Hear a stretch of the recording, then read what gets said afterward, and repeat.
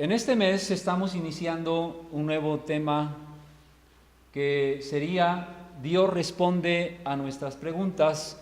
Es el tema general que estaremos considerando en este mes de noviembre. Ya estamos casi a finales de año.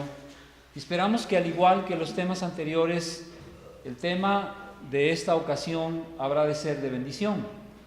El tema de hoy es llamados a glorificar.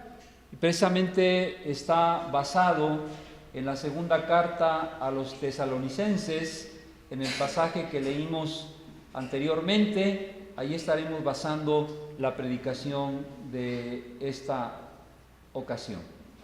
Bueno, Dios responde a nuestras preguntas. Decimos que es el tema general de esta ocasión. Y sabemos, hermanos, que Dios lo hace. Realmente Dios responde a nuestras preguntas y lo hace por medio de su palabra escrita. En otros tiempos dice la Escritura que Dios habló a nuestros padres por medio de los profetas. De diferentes formas Dios comunicó, Dios reveló su voluntad a los antiguos, pero ahora Dios lo ha hecho a través de su Hijo Jesucristo. Y lo que Dios reveló a través de su Hijo lo encontramos escrito en su palabra, lo encontramos escrito en los evangelios. De tal manera que la forma en la cual Dios ahora se da a conocer, Dios se revela, es por medio de esta revelación especial que es su palabra escrita. Y por medio de Jesucristo Dios se reveló de una manera perfecta. Decimos que Jesús ha venido a cumplir la voluntad del Padre, a mostrarnos el camino a la vida eterna, y esa vida se encuentra en Él. La vida se encuentra solamente en Cristo. Nuestro libro devocional nos lleva a dar un gran salto en la historia desde el Antiguo Testamento al Nuevo Testamento. Los temas que estuvimos tratando anteriormente estaban precisamente en el Antiguo Testamento, pero ahora iremos al Nuevo Testamento, del libro de Reyes a las cartas del apóstol Pablo, especialmente a la segunda carta de Pablo a los tesalonicenses. Estamos hablando de un gran salto histórico desde allá por el siglo VIII antes de Jesucristo, en el que tuvieron existencia los reyes de Israel y de Judá, al siglo I de la era cristiana, en el cual fueron escritas las cartas del apóstol Pablo. Ahora bien, muchas cosas tuvieron que suceder con la nación de Israel durante todo ese lapso de tiempo. Es decir, estamos hablando después de los reyes, la cautividad babilónica, donde estuvieron por 70 años, el regreso de la cautividad, la reconstrucción del templo, que entonces se conoció como el templo de Zorobabel. Después de ello vino el periodo de los macabeos, y también finalmente hasta llegar al siglo I, que es el tiempo del advenimiento del Salvador como cumplimiento de las profecías del Antiguo Testamento. El Evangelio nos habla entonces de la muerte de Cristo, su resurrección, su ascensión a los cielos. Posteriormente tenemos el advenimiento del Espíritu Santo y el nacimiento de la iglesia llamada el nuevo pueblo de Dios. La iglesia viene siendo el Israel espiritual, el nuevo pueblo de Dios conformado por personas de diferentes nacionalidades. Sí que damos un gran salto histórico. Pero propiamente hablando de nuestro pasaje en la segunda epístola a los tesalonicenses, esta fue escrita por uno de los personajes sobresalientes del Nuevo Testamento, y nos estamos refiriendo al apóstol Pablo. ¿Quién no conoce los escritos del apóstol Pablo? Un hombre que fue llamado y usado por Dios para la proclamación del Evangelio de Jesucristo durante el tiempo en el que dominaba el Imperio Romano. Fue un instrumento de Dios para la conversión de muchas personas y muchas iglesias se levantaron por medio de su ministerio misionero. Una de estas iglesias fue precisamente la iglesia en Tesalónica, la cual se constituyó por un grupo de judíos, griegos piadosos y mujeres nobles, no pocas, dice el libro de los Hechos en el capítulo 17 y versículo 4. A través de la predicación de Pablo se formó esta iglesia, a la cual el apóstol escribe estas dos cartas, primera y segunda carta a los tesalonicenses, es decir, a los cristianos, a los creyentes de esa localidad llamada Tesalónica. Precisamente Tesalónica fue una ciudad principal en esa región de Macedonia y se dice que estaba sobre una ruta comercial muy importante.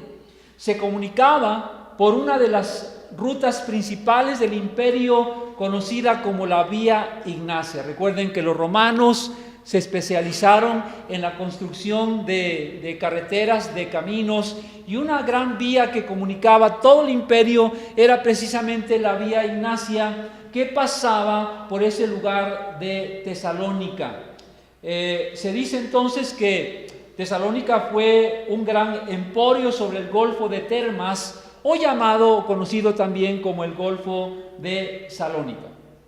Ahora bien, la iglesia de Tesalónica fue una iglesia ejemplar. En la Biblia, hermanos, en las cartas del apóstol encontramos que se le menciona a esta iglesia como una iglesia ejemplar. Dice el apóstol Pablo, refiriéndose en la primera carta de Pablo a los tesalonicenses, de la siguiente manera: y vosotros vinisteis a ser imitadores de nosotros y del Señor, recibiendo la palabra en medio de gran tribulación. Una de las cosas que se va a mencionar constantemente es esa situación de tribulación que la iglesia de Tesalónica padeció desde el principio de su conversión. Lo menciona aquí, que recibieron la palabra en medio de gran tribulación, pero vean cómo lo hicieron: con gozo del Espíritu Santo. De tal manera, dice Pablo, que habéis sido ejemplo a todos los de Macedonia y Acaya que han creído, porque partiendo de vosotros ha sido divulgada la palabra del Señor, no solo en Macedonia y Acaya, sino también en todo lugar vuestra fe en Dios se ha extendido. Una de las cosas que menciona Pablo en la primera carta, antes de entrar a la segunda, es que los hermanos de esta iglesia eran un ejemplo en esas regiones, porque estaban divulgando el mensaje del Evangelio, no solamente en esas regiones de Macedonia y Acaya, sino que dice Pablo que aún más allá, en todo lugar vuestra fe en Dios se ha extendido.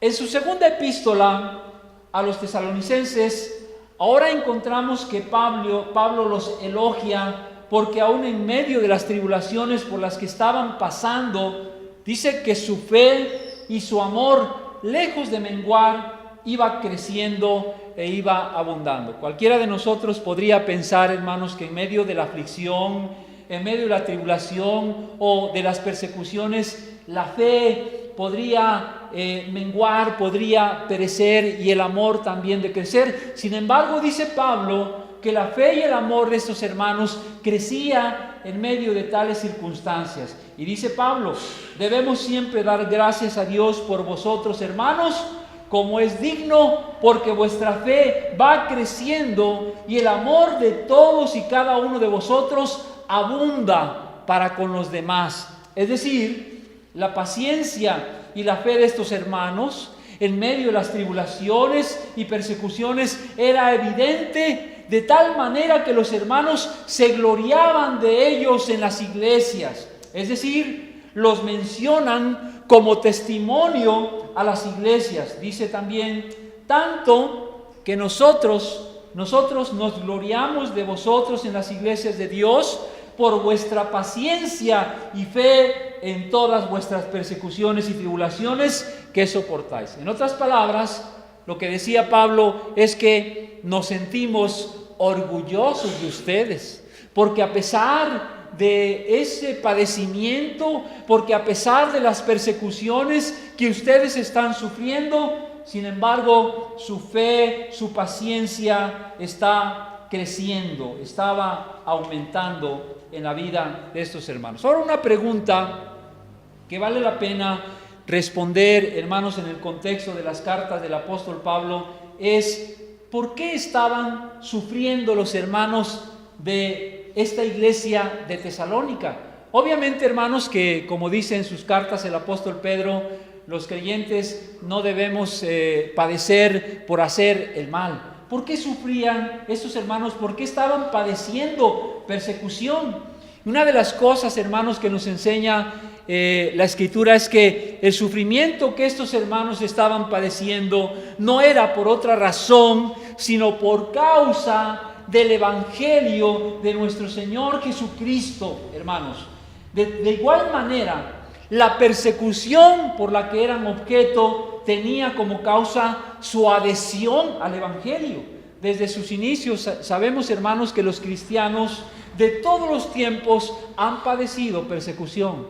La iglesia primitiva, desde sus orígenes, desde sus inicios, fue perseguida, el Evangelio de Jesucristo, por los judíos, por los gentiles, de tal manera que en todos los tiempos de la historia, la iglesia del Señor ha padecido. Recordemos, hermanos, que nuestro Señor Jesucristo advirtió que vendrían tiempos de aflicción. Jesucristo dijo: estas cosas os he hablado para que en mí tengáis paz. En el mundo tendréis aflicción, pero confiad, yo he vencido al mundo. En ese contexto también de las palabras de nuestro Señor Jesucristo, registradas en el Evangelio de Juan, también declaró que el mundo habría de aborrecer a sus discípulos, a los discípulos del Señor. Por eso dijo Jesús que si el mundo os aborrece, sabed que a mí me ha aborrecido antes que a vosotros.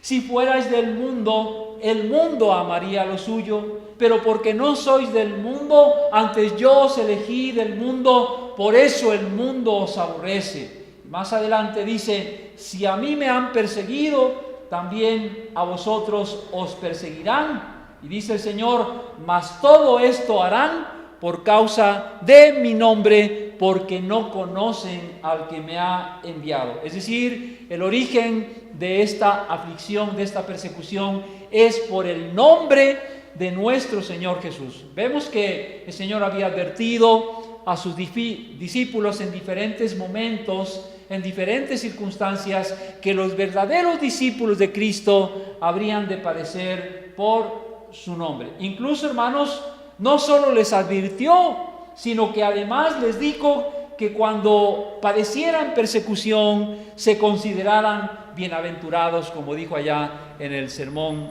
del Monte. Voy a retrasar un poquito, pero Jesús dijo: bienaventurados sois cuando por mi causa os vituperen y os persigan y digan toda clase de mal contra vosotros mintiendo. Gozaos y alegraos, porque vuestro galardón es grande en los cielos, porque así persiguieron a los profetas que fueron antes de vosotros. Bienaventurados cuando padezcan persecución. De todo esto que hemos mencionado, hermanos, en estos versículos que hemos leído, sacamos 7 lecciones sobre el sufrimiento. Voy a mencionarlas rápidamente para después ir considerando una por una con un poco más de detenimiento. En primer lugar, encontramos que Jesús habló acerca de la realidad de la aflicción. Dijo el Señor: en el mundo tendréis aflicción. En segundo lugar, también el Señor Jesucristo nos reveló las causas de la aflicción, y Él dijo que todo esto vendría, esa aflicción, esa persecución vendría por causa del nombre del Señor, por habernos adherido, creído en el Evangelio de Jesucristo.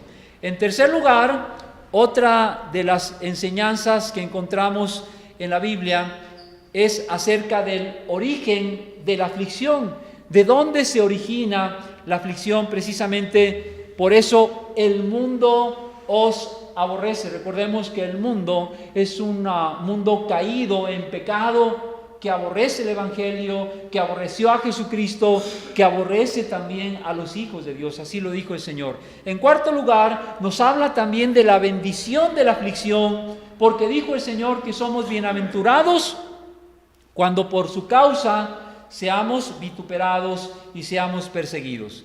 La quinta lección que encontramos acerca del sufrimiento tiene que ver con la actitud frente a la aflicción. El Señor Jesucristo nos enseña también cuál es la actitud que debemos tener, y dice en el Sermón del Monte que debemos gozarnos y alegrarnos cuando esto suceda. En sexto lugar, la motivación ante la aflicción es porque vuestro galardón es grande en los cielos. Y la última enseñanza tiene que ver con el fruto de la aflicción, que es que la prueba de vuestra fe produce paciencia. En palabras del apóstol Santiago, allá en el capítulo 1 y versículo 3 o 2 al 3.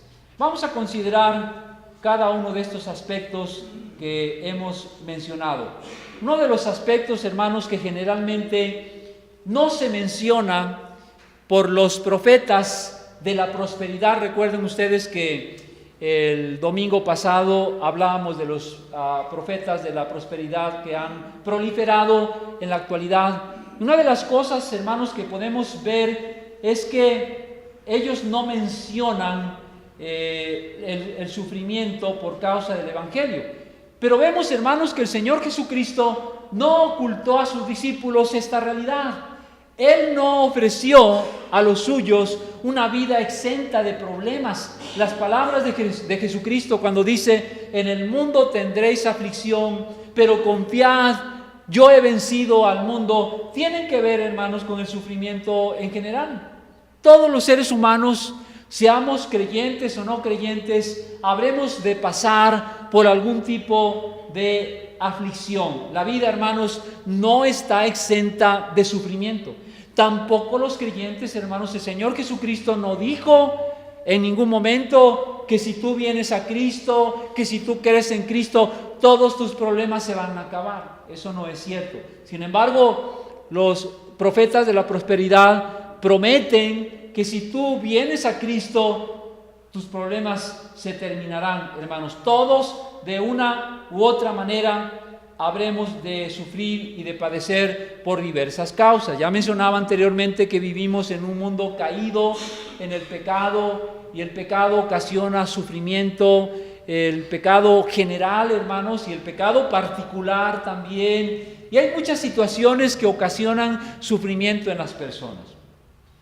Pero, en segundo lugar, vemos, hermanos, que el sufrimiento que se padece por causa de su nombre es una cosa muy diferente, hermanos. Aquí se refiere a una clase de sufrimiento en particular por causa de su nombre, dice el Señor en este pasaje. Es decir, que este sufrimiento es infligido por causa de creer en Él como Señor y Salvador. Es motivado por haber abrazado los principios del reino de Dios que Cristo enseñó. Es decir, por vivir de acuerdo a estos principios de Jesucristo.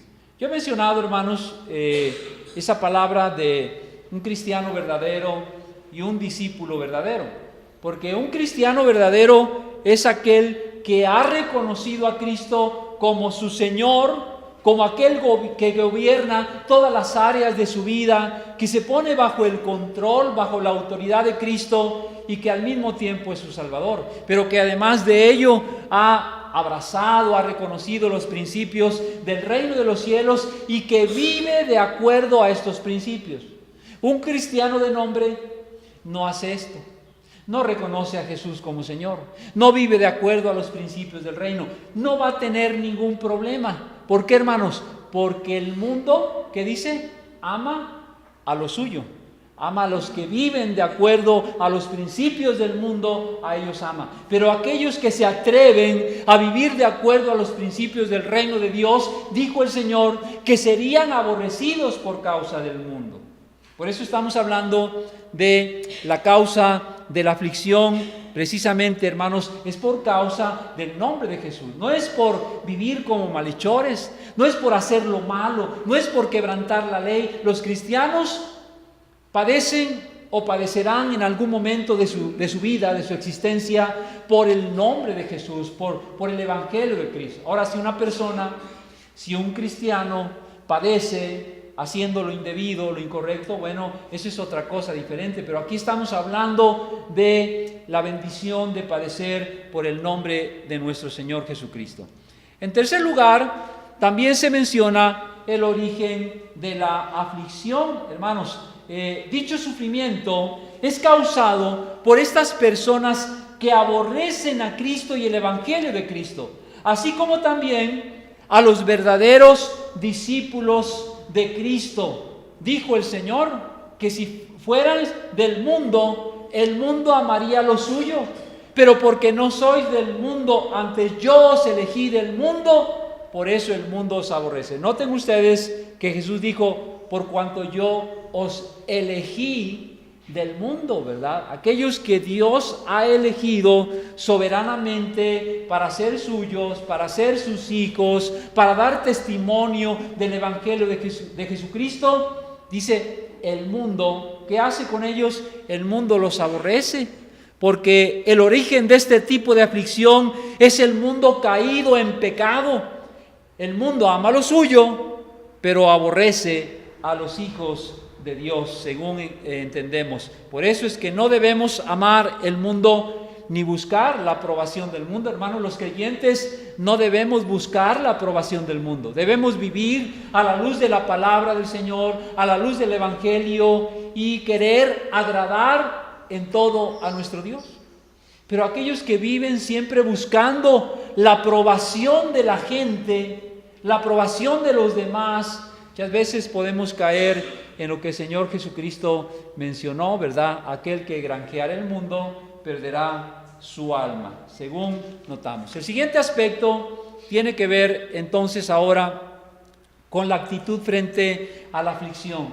¿Cómo debe comportarse? ¿Cuál debe ser la actitud del creyente cuando está padeciendo por causa del Evangelio de Jesucristo? Es decir, si una persona padece haciendo el mal, tiene que arrepentirse, tiene que proceder al arrepentimiento. Pero cuando un cristiano padece por hacer lo bueno, por predicar el Evangelio, por vivir de acuerdo a la palabra del Señor, ¿cómo debe ser su actitud frente a la aflicción?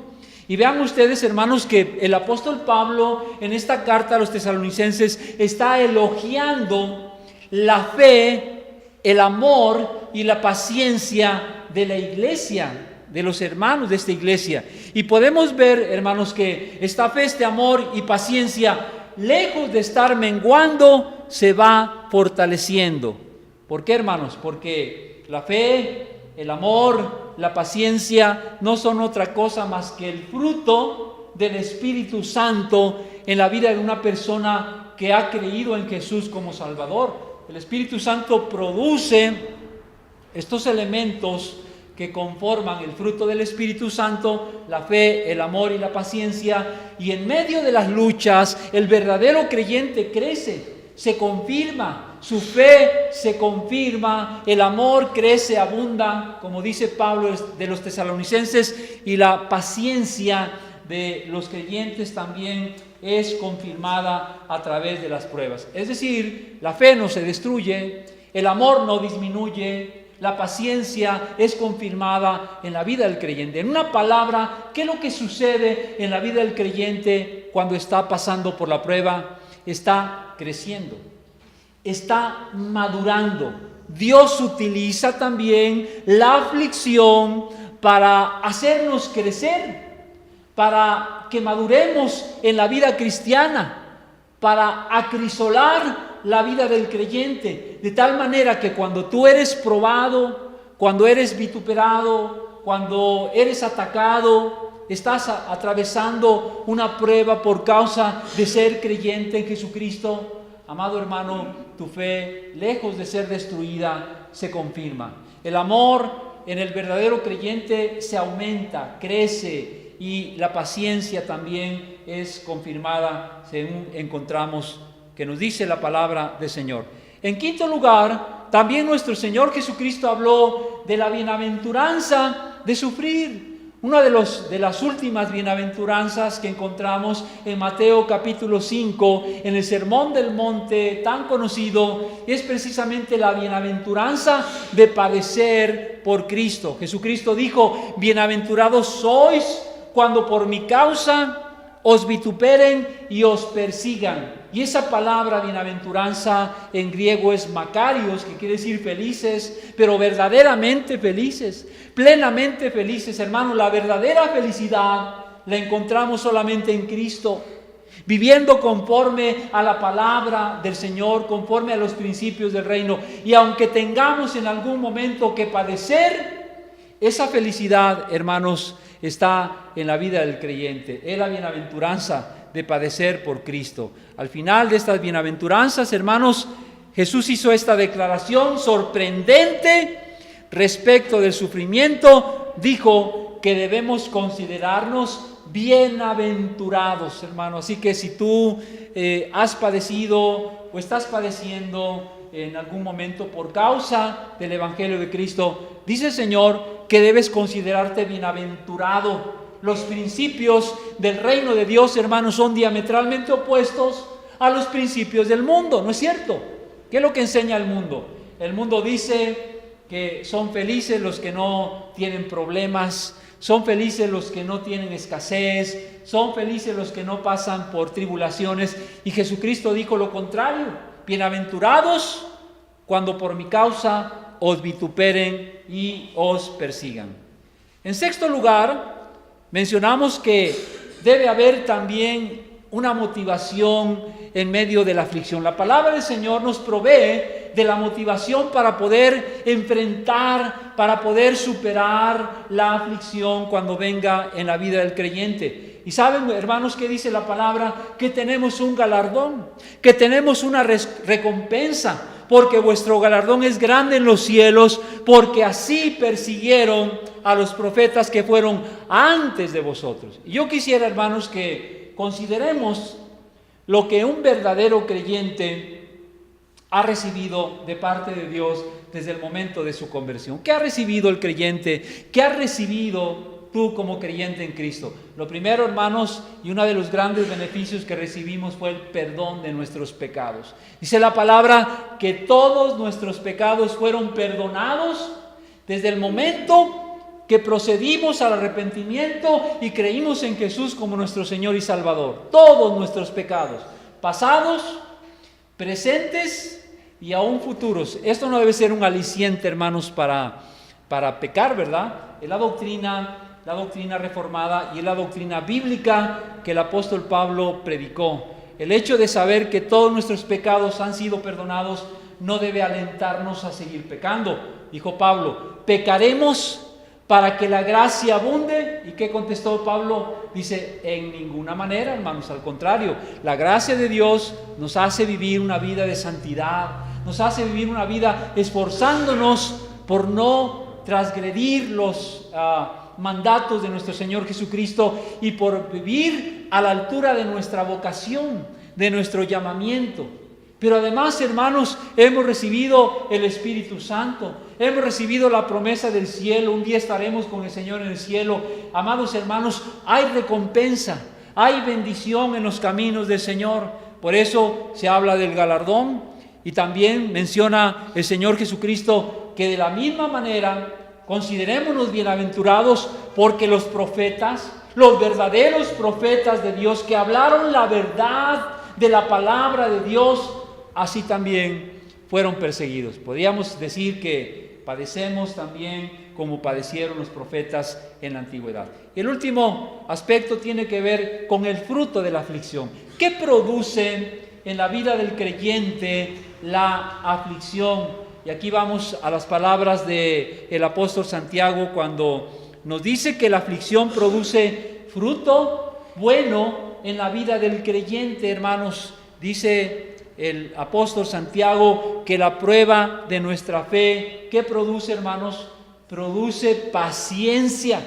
Y me gusta ese pasaje que utiliza el apóstol Santiago. Lo voy a leer desde el versículo 2, donde dice así: hermanos míos, capítulo 1, versículo 2, hermanos míos, tened por sumo gozo cuando os halléis en diversas pruebas, sabiendo que la prueba de vuestra fe produce paciencia, mas tenga la paciencia su obra completa, para que seáis perfectos y cabales sin que os falte cosa alguna. Hermanos, Dios utiliza esos momentos de aflicción también para producir cosa buena en la vida del creyente. Y en este caso dice el apóstol Santiago que la prueba de nuestra fe produce paciencia. Qué bendición tan grande, hermanos, tenemos en los caminos del Señor. Muy bien. Quisiera, hermanos, finalmente mencionar que en la palabra del Señor se menciona el galardón, la recompensa para el creyente, pero también la retribución para aquellos que no siguen el camino del Señor, para aquellos que no abrazan el Evangelio de Jesucristo. Y saben, hermanos, que no hay mayor aliciente para soportar las pruebas que el saber que un día estaremos en el cielo con nuestro Señor Jesucristo, con un cuerpo glorificado, con un cuerpo transformado, en la presencia misma de aquel que nos redimió y de aquel que nos salvó. No hay un aliciente más grande, hermanos, cuando estamos atravesando una prueba acerca de esa recompensa y galardón. Pero también la Biblia habla de una retribución para aquellos que no vienen a Cristo. Dice la carta de Pablo a los tesalonicenses que sufrirán pena de eterna perdición. Miren qué tremendo. Excluidos de la presencia del Señor y de la gloria de su poder. Yo diría, hermanos, que no hay mayor tragedia que una persona pueda experimentar que quedar excluido de la presencia del Señor y de la gloria de su poder, como dice en este pasaje. A veces, hermanos, el incrédulo se le predica el Evangelio y no quiere pagar el costo de creer en Cristo como su Señor y Salvador. No quiere pagar el precio de la salvación. Porque como decíamos la semana pasada, la salvación tiene un precio. Es cierto que la salvación es por gracia, pero no es una gracia barata. Le costó a nuestro Señor Jesucristo su sangre derramada en la cruz del Calvario. ¿Y qué nos cuesta a nosotros, hermanos? Todo, darlo todo, ¿verdad?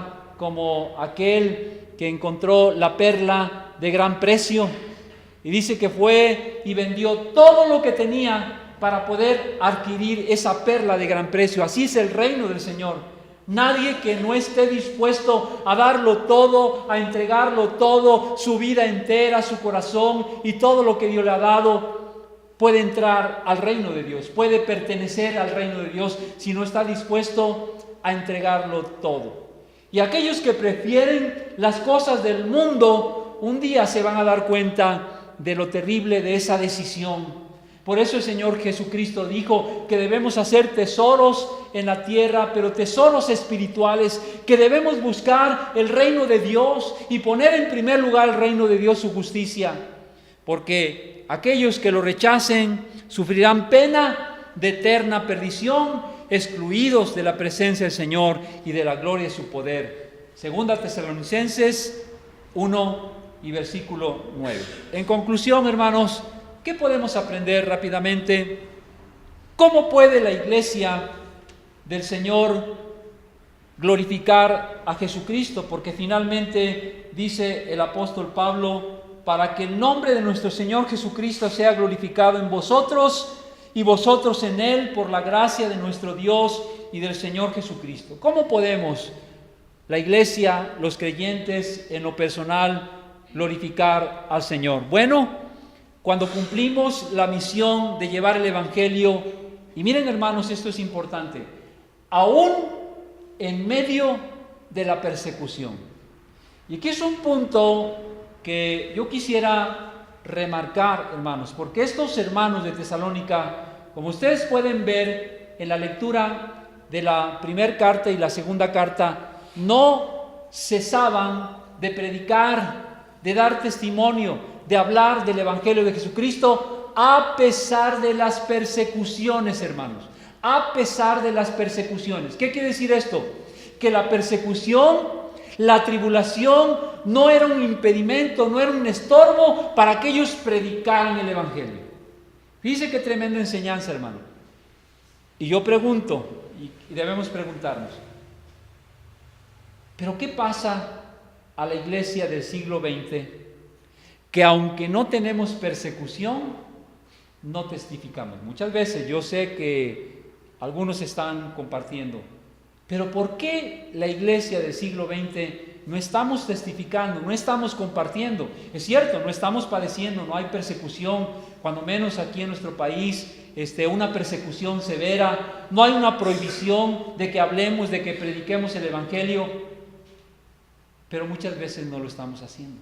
¿Qué está pasando con la iglesia? Yo leí apenas, hermanos, un reporte por ahí en el Facebook de un misionero allá en el norte de África. Hace algunos días padeció la muerte, fue asesinado.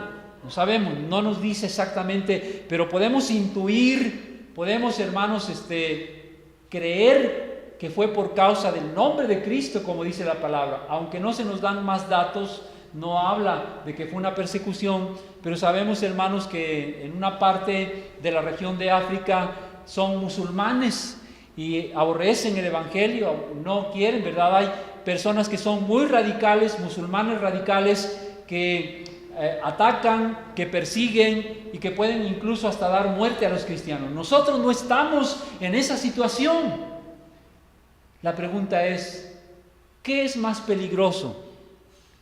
¿El que la iglesia sea perseguida o que la iglesia nos acomodemos a la cultura?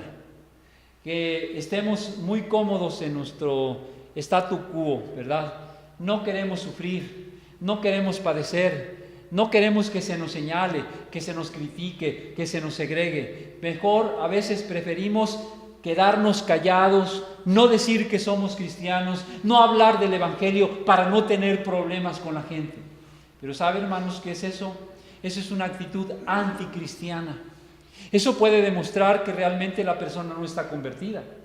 En nuestro corazón debe estar siempre la disposición de testificar, de hablar, de compartir, pase lo que pase, como hacían estos hermanos de la iglesia de Tesalónica. A pesar de la persecución, estaban compartiendo. Las regiones de acá, de Macedonia, de Acaya y más allá, sabían del evangelio, porque estos hermanos estaban predicando la palabra, de tal manera que dice Pablo, no tenemos necesidad de ir a esos lugares a hablar, porque ustedes lo están haciendo.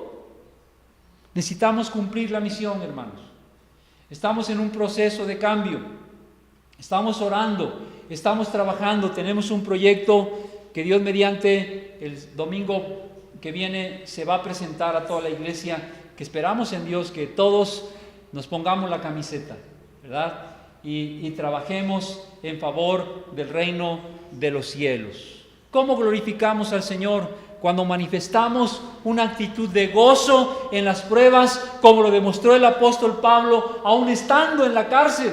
Cuando dice la palabra que fueron azotados, que fueron recluidos en el calabozo, estaban en el cepo ahí, padeciendo, sufriendo por el nombre de Cristo.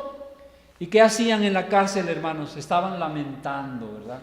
Estaban llorando. Estaban diciendo, ay, ¿para qué nos metimos en este lío? Mejor no hubiéramos venido aquí, ni hubiéramos hablado del evangelio. Mira cómo nos tienen. ¿Eso hacía Pablo y Silas en la cárcel? No, hermanos. ¿Qué hacían? Cantaban himnos. Oraban y cantaban himnos al Señor. Estaban gozosos de haber sido tenidos dignos de padecer por el evangelio de Jesucristo. Alababan al Señor. A veces nosotros evitamos el sufrimiento. No, mejor no digo nada.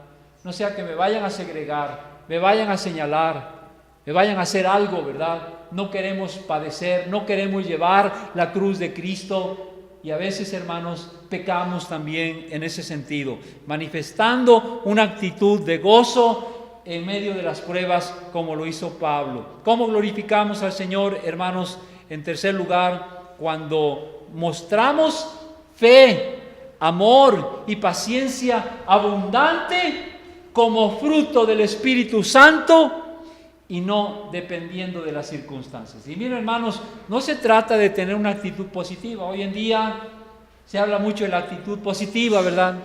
Es que hay que ver el lado bueno de las cosas, hay que ser positivo, no importa que haya nubarrones, tú di que hay sol y entonces todo es diferente, hermanos. No se trata de tener una actitud positiva. No, el Evangelio no consiste en un mensaje humanístico. No, hermanos, se trata de manifestar fe, amor y paciencia en abundancia como fruto resultado de la presencia del Espíritu Santo en la vida del creyente cuando atraviesa por la tribulación. Qué hermoso, hermanos, es cuando, lejos de menguar la fe y el amor, se aumentan, ¿verdad? Crecen, se fortalece la fe del creyente en medio de las pruebas, como ya hemos mencionado. En cuarto lugar, glorificamos a Dios cuando mantenemos una actitud expectante en relación de la segunda venida de nuestro Señor Jesucristo, porque Pablo lo menciona también en este pasaje. Cuando venga en aquel día para ser glorificado en sus santos. Hermanos, Jesucristo vendrá por segunda vez en aquel día glorioso para ser glorificado en sus santos y ser admirado en todos los que creyeron. Mantenemos, hermanos, esa actitud expectante de que Cristo viene. Cristo vendrá en cualquier momento. No sabemos cuándo, pero estamos preparados para recibirle. Estamos viviendo a la altura de nuestra vocación y llamamiento. Estamos cumpliendo con la misión que el Señor nos encomendó. ¿Cómo nos va a encontrar Cristo cuando venga? Fíjate, hermano, si viniera hoy, si viniera mañana, ¿qué le diremos a Cristo? Señor, aquí estoy, Señor, he cumplido con tu voluntad. Te he obedecido lo más, me he esforzado por hacer tu voluntad. He testificado a las personas que tú has puesto a mi alrededor. Le he hablado a mis familiares de Cristo. Estoy llevando a cabo tu misión. ¿Le podemos decir eso al Señor Jesucristo si hoy viniera, si mañana viniera, hermanos? Y si no podemos hacerlo, hay que hacerlo, porque el Señor va a venir en cualquier momento. ¿Y qué cuentas le vamos a entregar a nuestro Señor? Porque no es nuestro Señor. ¿No es cierto que a veces estamos más preocupados por rendición de cuentas en el trabajo, en la escuela, con otras personas que con el Señor mismo? ¿Qué le vamos a decir al Señor si hoy viniera, hermanos? Ay, pues es que, Señor, los 4 domingos estoy en el culto, pero ya más de eso, ¿qué hacemos? ¿Qué más hacemos de eso, hermanos? Cuando mantenemos una actitud expectante de que Cristo vendrá en cualquier momento. Esa era la expectativa de la iglesia, la expectativa del apóstol Pablo. Pablo decía, Maranata, Cristo viene.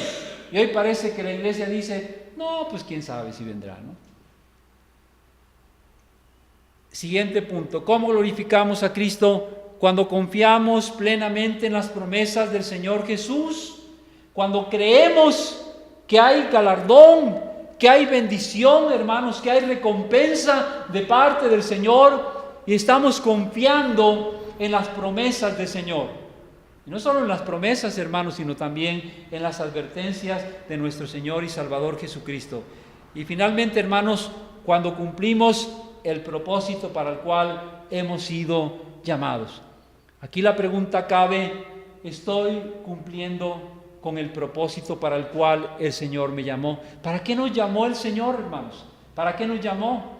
Dice la Biblia que para que le glorifiquemos y gocemos de Él para siempre. Dios nos ha llamado con un propósito. Somos hijos de Dios, somos la iglesia. Tenemos una misión, tenemos una identidad, tenemos, Señor, una tarea que cumplir.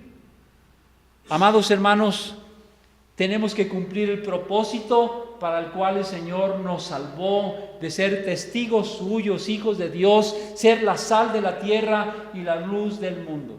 Quiera Dios, hermanos, que esa oración del apóstol Pablo en esta carta a los tesalonicenses se cumpla en la iglesia, se cumpla en nosotros, como dice en el versículo 12, para que el nombre de nuestro Señor Jesucristo sea glorificado en nosotros. Pero primeramente dice en el versículo 11, por lo cual asimismo oramos siempre por vosotros, para que nuestro Dios os tenga por dignos de su llamamiento. Hermanos, que Dios nos tenga por dignos de su llamamiento, que dignifiquemos ese llamamiento que el Señor nos ha hecho con una vida que le honre, En segundo lugar dice, y cumpla todo propósito de bondad y toda obra de fe en nosotros.